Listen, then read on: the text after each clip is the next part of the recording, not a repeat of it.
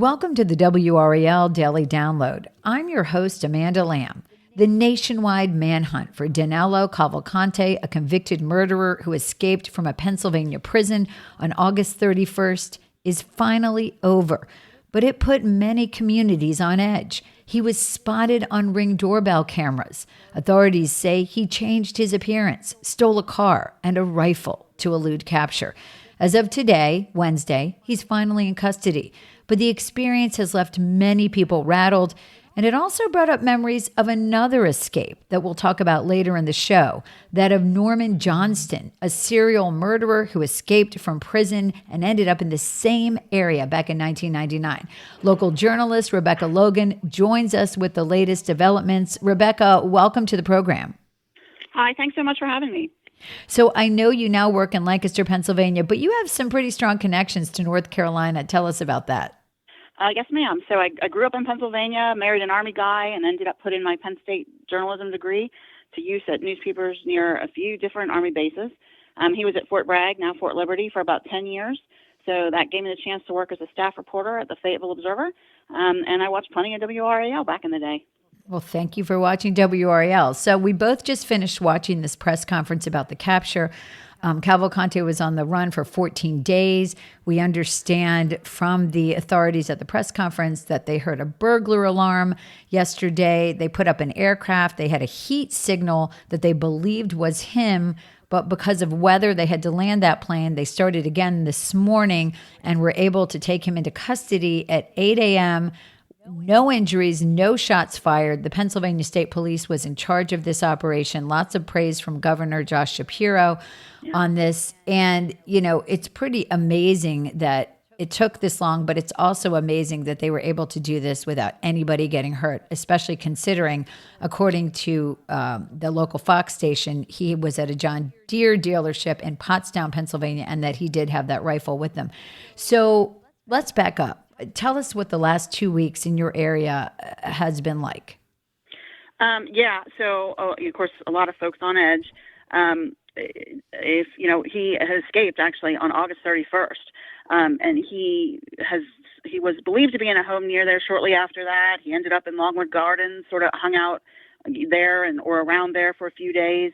As we saw, he is said to have stolen a van from a dairy farm, made it up to Phoenixville, which then he showed up on that Ring camera that you'd mentioned. And instead of heading east, which would have taken him sort of generally in the direction of like the King of Prussia Mall and the more Philly suburbs, he headed west into the rural northwestern part of Chester County. And he ditched the van, kept heading sort of west. And, also, as you mentioned, police say he stole a rifle out of a garage. So it has been a tense time. And of course, a lot of folks relieved that they now have him.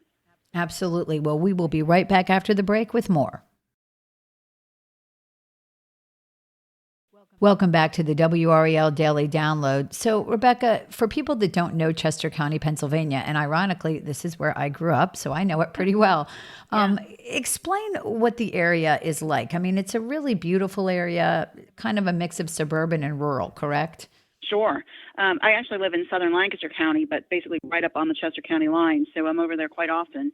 The area where they caught him is pretty rural up there. Some towns, some new subdivisions, but a lot of old villages. And the area where he was hiding out on foot for several days at the beginning was in the southern part of Chester County, around Longwood Gardens again. That's a pretty big tourist destination that once belonged to a DuPont. So some of it's fancy conservatory, manicured gardens, fountains. But they also have some woods, tree houses, a big, huge, massive wildflower meadow out there.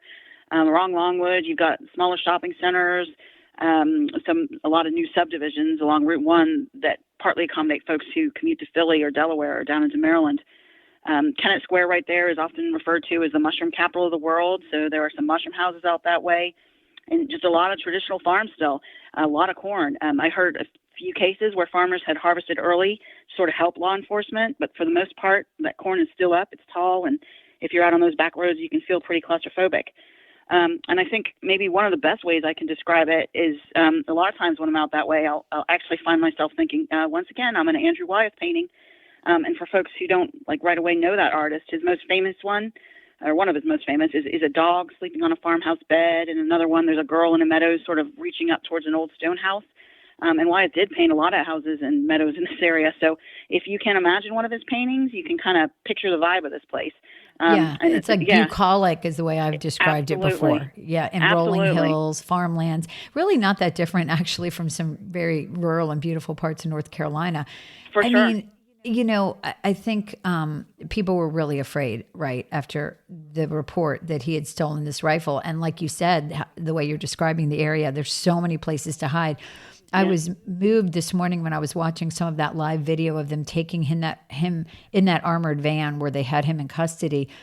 People were waving along the road. I mean, people were standing along the fences that lined this road, and they were waving and cheering. I mean, they were so relieved. I mean, do you think that's really how you would describe how people are feeling today? Oh, absolutely. Yeah. It's been, we have friends in Kennett who were so scared they packed up and went to a relative's house. They had helicopters hovering over their house for days. Schools were closed based on where the police believed he was, and it was definitely unsettling. And I actually, the weird thing is going around social media, I've seen several memes of Cavalcante sort of photoshopped into various Wyatt paintings, which is pretty creepy. And I think it's actually kind of fitting for how folks are feeling. Yeah. And I mean, immediately for some of us who grew up there and who have connections to that area, there was another escape that was very similar. Now, this was back in 1999, a man named Norman Johnston, who was part of a gang of brothers. In total, they were connected to 6 murders. He was convicted of 4. And there's so many similarities to that case of him escaping, and he was on the run for 19 days in that exact same area. They made a movie about this case called At Close Range that was pretty famous with Sean Penn and Christopher Walken. You wrote an article while this manhunt was going on, connecting these 2 cases. How did you know about it? Honestly, it was the movie. I grew up in the suburbs of Pittsburgh, so my first knowledge of it was the movie, which of course came out in the 80s. And Walken played the gang leader inspired by Norman's brother. Sean Penn played the guy who was inspired by Norman's nephew, and Mary Stuart Masterson played Sean Penn's character's girlfriend. In real life, Sean Penn was married to Madonna at the time, and the song "Live to Tell" was in the movie, and the scenes from the movie were in a video. And I remember watching that on MTV. And so I still actually do think about that video sometimes when I drive past the farm where the girlfriend was killed. So as you know, she and some of the others were killed by the Johnstons in 1978. And it was 2 decades later that Norman Johnston broke out of prison in another part of PA and made his way back here. Police at the time were posted in a lot of the same places they were when he was out and about. I'd hear people talking about Cavalcante saying, I can't believe he's been caught. And then occasionally some other folks will say, yeah, well, remember Norman Johnston. And he ended up, as you mentioned, being on the run even longer. He was out 19 days. His search ended when one of the cars he had stolen was spotted not far from Longwood Gardens, which incidentally the Johnston gang once robbed. There was a high-speed chase, and the car ran off the road, and he ran, and eventually Johnston just sort of stepped out of the woods and with his hands up and told officers he was tired.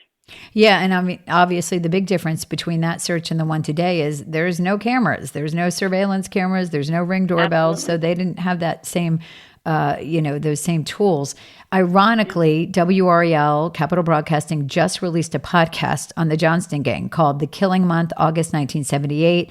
Right now, you can listen to it exclusively on Wondery Plus, and it features the Johnston gang's story from beginning to end, including Norman Johnston's escape. Why do you think so many people are still thinking about this story 45 years later? Because I was amazed when I interviewed people up there. I came back up there in October of 2022, just really vivid recollections of this story still.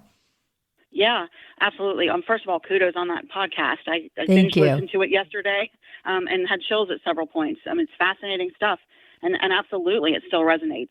Like you said, I did a piece about the similarities for LNP Lancaster Online last week, which is the main news outlet in Lancaster County, and I interviewed folks like author Bruce Moudy, who you interviewed for your podcast.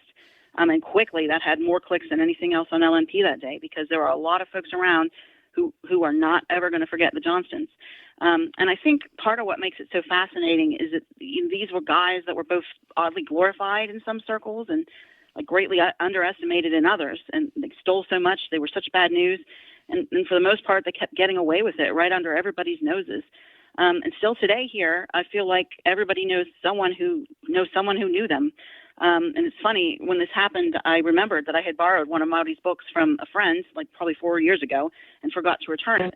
So I popped over to her house to give it back, and her aunt and uncle happened to be sitting in her living room. So I went in to say hi, and she held up the book and said, "Yeah, look, Uncle so-and-so, it's the Johnstons."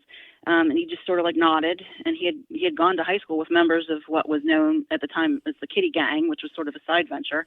And the older Johnstons ended up killing them. And I said to the guy, oh, you knew them? And he was sort of like, yep, they're dead now. And it was just very matter of fact. And I feel like a lot of what I hear about the Johnstons is just oddly matter of fact. Like, yeah, that happened, which, given all the crazy details of their story, is just a pretty interesting way to look at it. Yeah, I mean, it really is kind of part of the area's fabric and history, Yep. and just part of the story of Chester County.